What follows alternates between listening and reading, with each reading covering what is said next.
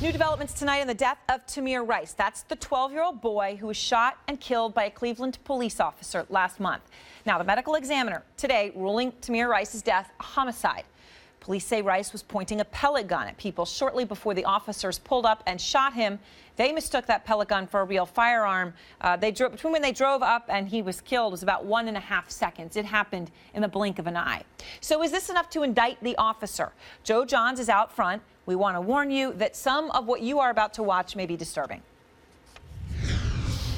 The official cause of death, gunshot wound of torso with injuries of major vessel intestines and pelvis, homicide. In translation, we now know that Tamir Rice was killed by one shot to the left side of his abdomen. The question is whether his death at the hands of a Cleveland police officer is considered justifiable under Ohio law.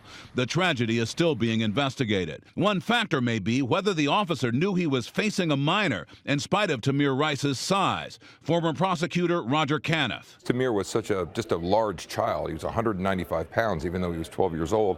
That potentially constitutes a defense, because if police officers encountered who they reasonably believed was an adult, just simply due to his size, then the rules tend to change, particularly if this large individual is waving what appears to be an actual weapon at them. And that's the other thing. Twice, a witness calling into 911 warned that the weapon the child was carrying was likely a toy.